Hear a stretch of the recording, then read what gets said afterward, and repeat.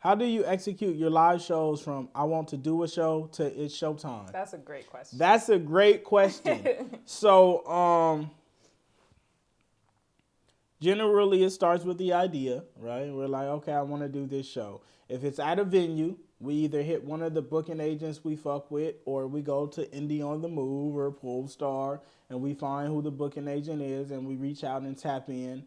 From that point, you usually have to negotiate if you want to do a rental or a door deal, what type of breakdown, all that shit. Once we got that solidified in a date and we're like, all right, we doing this, we usually create a runner show. You send that runner show to them so they know what time you're loading in and you're sound checking and all that good shit. And then I figure out who all needs to be at the show. If it's a big moment and we got to figure out transportation, whether we're doing a bus or a Sprinter or we flying in or we all drive in separate cars. Everyone loads in that day. We do sound check and we prep. We set up merch.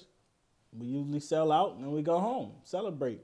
We sell tickets by doing a flyer announcement initially, so that way we can run ads behind it, and then we usually follow up with a video a few days later, and then we always... So I usually do like 3 or 4. Yeah, and then we always do a video on the day of the show saying like, yo, we're here, we're about to showtime, and so we can break that. So I usually do the flyer, and behind that flyer, I'll run an ad to all of the cities within a 30-mile radius of where we're performing at. So I'll target that ad to people who fuck with my music and similar interests, and I'll target that to every city that's within 25 miles of that. And we'll let that run in the background. And sometimes the show will sell out on that alone, and we don't even have to do anything more. But if it doesn't, a week before the show, I usually do the video announcement, and I'll run ads behind that. If that doesn't sell it out, then we do the day of.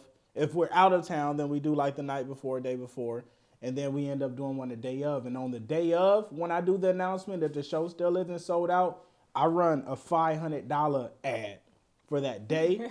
And usually it doesn't clear the 500. Like by the time the show starts, the ad is probably only at 100 if it got approved. So yeah, man, whenever you throw on a show, whatever your cost is to throw the show that you have to spend, you should be thinking to spend a quarter of that or a third of that in just marketing. If a show costs you $10,000 to show, you should be doing $2,500 in just ads and marketing to make sure people show up there. Yeah. You feel me? That's how you're going to be able to get over your yield and make sure this shit is worthwhile. Do you think that, damn, I can't think of the word now, but you know, like the street team, do you feel like they're valuable still at this point? Well, for you. Yeah, I think it depends on the type of show. Like, you got to think, like, the Stockton show, we didn't do nothing. They street teamed that. They was outside, yo, LaRussell composer. But I'm saying for like, the shows that you throw, because we don't ever... For me,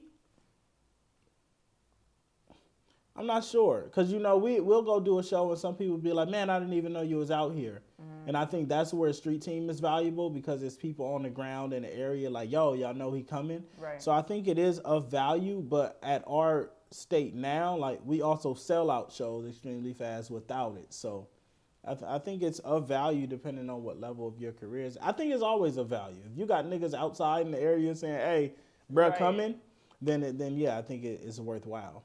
Yeah. I wonder how many more tickets you would sell if we did street teams as well.